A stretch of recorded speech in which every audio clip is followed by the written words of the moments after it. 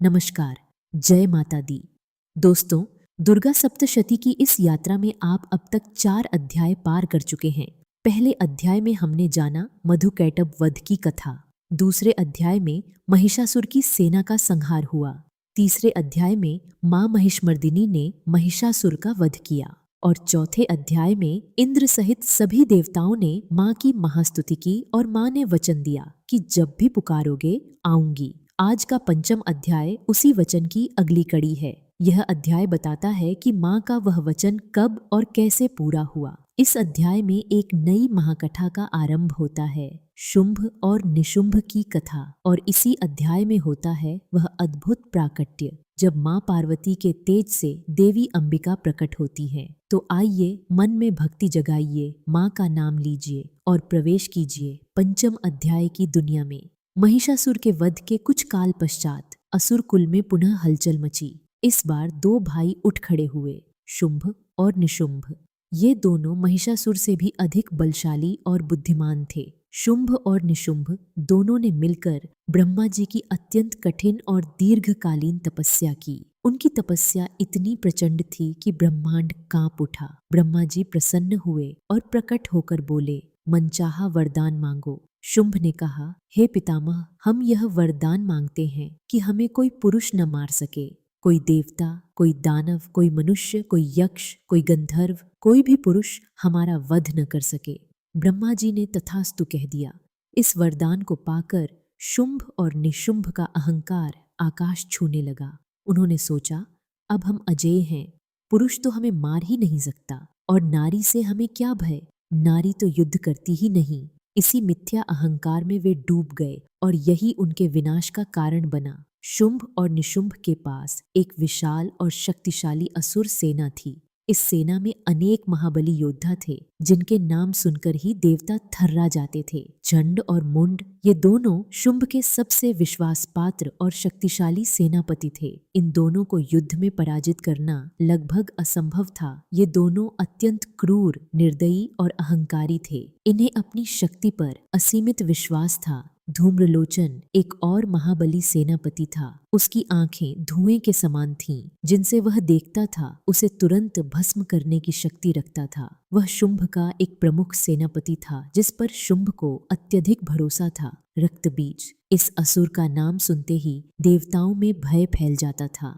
रक्तबीज के पास एक विचित्र वरदान था। जब उसके शरीर से एक बूंद रक्त पृथ्वी पर गिरता तो उससे तुरंत एक नया रक्तबीज उत्पन्न हो जाता था। इस प्रकार वह मरता नहीं था, बल्कि बढ़ता जाता था। यह वरदान उसे अजेय बनाता था। निशुंभ अपने भाई शुंभ से भी अधिक शारीरिक बल में श्रेष्ठ था। वह युद्ध भूमि में एक तूफान की तरह था, जो सब कुछ नष्ट कर देता था। उसके हाथ में जो भी अस्त्र आता वह अजेय हो जाता था। इस विशाल और शक्तिशाली सेना के साथ शुंभ और निशुंभ ने अपनी विजय अभियान की योजना बनाई। उनका लक्ष्य था तीनों लोकों पर अधिकार। शुंभ और निशुंभ ने अपनी विशाल सेना को संगठित किया और स्वर्गलोक पर आक्रमण की घोषणा की। असुर सेना ने स्वर्ग की सीमाओं पर आक्रमण कर दिया। देवराज इंद्र ने अपनी संपूर्ण दिव्य शक्ति से शुंभ की सेना का सामना किया। इंद्र ने अपना वज्र चलाया, अग्निदेव ने अपनी ज्वालाएं फेंकी, वायुदेव ने भीषण आंधियां उठाईं, किंतु शुंभ और निशुंभ पर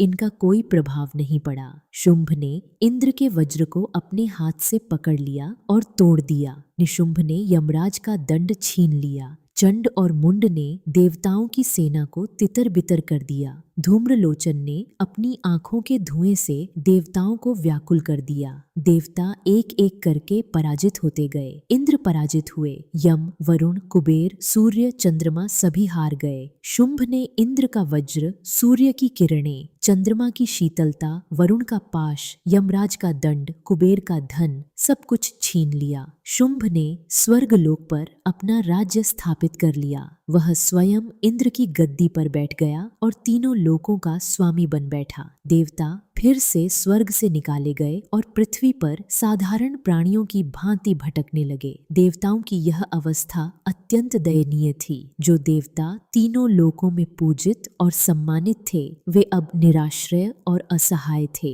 उनके यज्ञ बंद हो गए थे, उनकी पूजा बंद हो गई थी, उनका अस्तित्व ही संकट में था। इस महासंकट में देवताओं को माँ दुर्गा का वचन याद आया। देवताओं ने निश्चय किया, अब माँ को पुकारने का समय आ गया है। सभी देवता एकत्रित हुए और हिमालय पर्वत की ओर चल पड़े। हिमालय जो माँ पार्वती का निवास स्थान है, जो दिव्य शक्ति का केंद्र है। देवता हिमालय की उस पवित्र चोटी पर पहुंचे जहां माँ की शक्ति विशेष रूप से विद्यमान रहती है।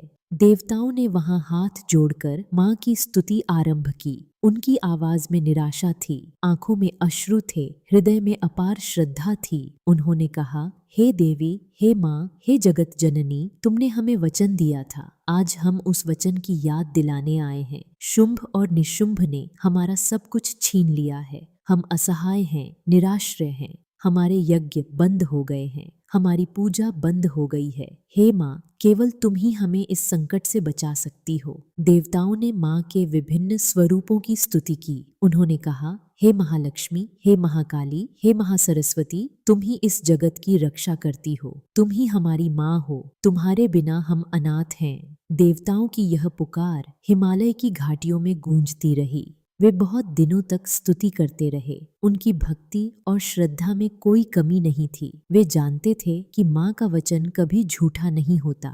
उसी समय माँ पार्वती, जो भगवान शिव की अर्धांगिनी हैं, जो हिमालय की पुत्री हैं, हिमालय पर पवित्र गंगा जी में स्नान करने के लिए पधारी।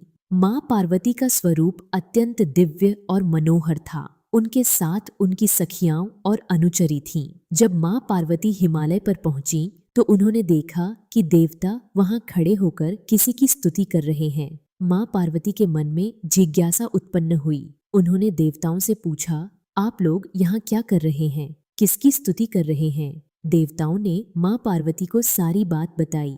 उन्होंने शुंभ निशुंभ के अत्याचार की संपूर्ण कथा सुनाई और बताया कि वे माँ दुर्गा की स्तुति कर रहे हैं ताकि माँ प्रकट हों और उनकी रक्षा करें। माँ पार्वती की बात अभी पूरी भी नहीं हुई थी कि एक अद्भुत घटना घटी। माँ पार्वती के शरीर से एक अत्यंत तेजस्वी, दिव्य और भव्य शक्ति प्रकट हुई। यह शक्ति माँ पार्वती के कोश, उनके भीतरी आवरण से निकली थी। इस दिव्य शक्ति का स्वरूप अत्यंत मनोरम और आकर्षक था। उनका मुख चंद्रमा के समान प्रकाशमान था। उनके नेत्र कमल के समान विशाल और सुंदर थे। उनकी भुजाएं अनेक थीं। उनके शरीर से एक अद्भुत दिव्य ज्योति निकल रही थी, जिससे संपूर्ण हिमालय आलोकित हो गया। यह वही देवी थीं जिनकी देवता प्रतीक्षा कर रहे थे। यह देवी अंबिका थी, माँ जगदम्बा का वह स्वरूप जो शुंभ निशुंभ के वध के लिए प्रकट हुई थी। चूंकि ये माँ पार्वती के कोष से प्रकट हुई थी, इसलिए इन्हें कौशिकी भी कहा जाता है।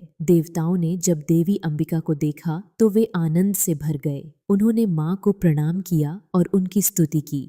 उनकी प्रतीक्षा समाप्त हुई थी। माँ का वचन पूरा हो रहा था। जब देवी अंबिका माँ पार्वती के कोष से प्रकट हुई तो माँ पार्वती के शरीर का रंग परिवर्तित हो गया। जो तेज उनके भीतर था वह बाहर निकल गया था। इसके कारण माँ पार्वती का शरीर कृष्ण वर्ण, गहरा काला हो गया। इस कृष्ण वर्ण के कारण माँ पार्वती कालिका कहलाई। माँ काली का यह एक प्रसिद्ध स्वरूप है। कालिका के रूप में माँ पार्वती अत्यंत तेजस्वी और शक्तिशाली दिखती हैं। उनका यह स्वरूप अज्ञान और अंधकार का नाश करने वाला है। इस प्रकार एक ही पल में दो दिव्य स्वरूप प्रकट हुए। देवी अंबिका और देवी कालिका दोनों मिलकर शुंभ निशुंभ के वध की महायोजना का हिस्सा बनने वाली थीं। उसी समय शुंभ के दो सेनापति चंड और मुंड हिमालय के आसपास के क्षेत्र में भ्रमण कर रहे थे। वे शुंभ के लिए संपूर्ण तीनों लोकों की सुंदर वस्तुएं, दुर्लभ रत्न और अद्भुत चीजें खोजते रहते थे। जब चंड और मुंड ने हिमालय पर देवी अंबिका को देखा तो वे देखते ही रह गए। उन्होंने अपने जीवन में इतना दिव्य, इतना भव्य और इतना आकर्षक स्वरूप कभी नहीं देखा था। देवी का वह सौंदर्य अनुपम और अलौकिक था। चंड ने मुंड से कहा, भाई देखो, यह कौन है? इसका सौंदर्य तो तीनों लोकों में अद्वितीय है। शुंभ राजा को इसकी जानकारी अवश्य देनी चाहिए। हमारे राजा के पास संपूर्ण जगत की श्रेष्ठ वस्तुएं हैं, रत्न, हाथी, घोड़े, स्वर्ण, किंतु ऐसी अद्भुत स्त्री उनके पास नहीं है। मुंड सहमत हुआ। दोनों तुरंत शुंभ के पास गए और उन्होंने देवी अंबिका का वर्णन किया। उन्होंने कहा, हे राजन, हिमालय पर एक ऐसी दिव्य स्त्री है जिसका सौंदर्य इस जगत में अतुलनीय है। उनके समान सुंदर हमने कहीं नहीं देखा। वे आपके योग्य हैं। चंड और मुंड का वर्णन सुनकर शुंभ के मन में लालसा उत्पन्न हुई। उसने अपने प्रमुख दूत सुग्रीव को तुरंत बुलाया। सुग्रीव असुर एक चतुर और वाक्पटु दूत था। शुंभ ने सुग्रीव से कहा, हिमालय पर एक अद्भुत स्त्री है। तुम वहां जाओ और उन्हें मेरा संदेश दो। उनसे कहो कि शुंभ, जो तीनों लोकों का स्वामी है, जो देवताओं को भी जीत चुका है, वह उन्हें अपनी पटरानी बनाना चाहता है। हमारे पास संपूर्ण जगत की संपत्ति है। वे हमारे पास आएं और सुखपूर्वक रहें। सुग्रीव तुरंत हिमालय की ओर चल पड़ा। वह देवी अंबिका के पास पहुंचा। उसने देवी को देखा और उनके दिव्य सौंदर्य से अभिभूत हो गया। सुग्रीव ने देवी को प्रणाम करके कहा, हे देवी, मैं शुंभ महाराज का दूत हूँ। शुंभ महाराज तीनों लोकों के स्वामी हैं। उनके पास ऐरावत हाथी है जो कभी इंद्र का था। उनके पास पारिजात वृक्ष है जो कभी स्वर्ग में था। उनके पास कुबेर का संपूर्ण धन है। उनके पास वरुण का छत्र है। वे सब कुछ आपको देने को तैयार हैं। बस आप उनके साथ चलें। सुग्रीव ने और भी लालच दिखाते हुए कहा, हे देवी, शुंभ के भाई निशुंभ भी इस संसार के महान वीर हैं। आप यदि इन दोनों में से किसी एक को अपना पति चुने तो आपका जीवन सुखमय हो जाएगा। तीनों लोकों में आपका यश फैलेगा। देवी अंबिका ने सुग्रीव की सारी बात शांतिपूर्वक और मुस्कुराते हुए सुनी। उनके मुख पर कोई भय नहीं था, कोई चिंता नहीं थी। वे पूर्णतः शांत और निर्भय थीं। देवी ने उत्तर दिया, सुग्रीव, तुमने जो कहा वह सत्य है। शुंभ और निशुंभ दोनों महावीर हैं, इसमें कोई संदेह नहीं। किंतु मैंने एक प्रतिज्ञा की है और उसे मैं तोड़ नहीं सकती। सुग्रीव ने उत्सुकता से पूछा, कौन सी प्रतिज्ञा है देवी? देवी अंबिका ने गंभीर वाणी में कहा, मैंने यह प्रतिज्ञा की है कि जो मुझे युद्ध में जीत सके, जो मेरे अहंकार को चूर चूर कर दे, जो मेरे बराबर अथवा मुझसे अधिक बलशाली हो, मैं केवल उसी से विवाह करूंगी। यदि शुंभ में यह सामर्थ्य है, यदि निशुंभ में यह शक्ति है, तो वे आएं और मुझसे युद्ध करें। जीत गए तो मैं उनकी हो जाऊंगी। सुग्रीव यह सुनकर स्तब्ध रह गया। उसने ऐसा उत्तर कभी नहीं सुना था। एक स्त्री शुंभ जैसे महाबली असुर को युद्ध के लिए ललकार रही थी, यह तो असंभव लग रहा था। सुग्रीव ने कहा, हे देवी, क्या तुम्हें पता है कि शुंभ ने इंद्र को हराया है, देवताओं को हराया है? तुम एक स्त्री हो। सुग्रीव लौट गया। उसने शुंभ को देवी का उत्तर सुनाया। शुंभ पहले तो यह सुनकर हंसा, फिर उसका क्रोध भड़का। एक साधारण स्त्री उसे युद्ध के लिए ललकार रही है, यह उसके अहंकार को ठेस लगा। शुंभ ने तुरंत अपने सेनापति धूम्रलोचन को आदेश दिया, जाओ और उस स्त्री को बलपूर्वक पकड़कर यहाँ ले आओ। यदि कोई विरोध करे तो उसे मार दो। धूम्रलोचन अपनी सेना लेकर तुरंत हिमालय की ओर चल पड़ा। और इसी के साथ 5वें अध्याय की यह कथा यहाँ विराम लेती है। अगले अध्याय में होगा धूम्रलोचन वध और उसके बाद चंड मुंड वध की वह रोमांचक कथा जो दुर्गा सप्तशती के सबसे भयंकर और शक्तिशाली युद्धों में से एक है। जय मां अंबिका।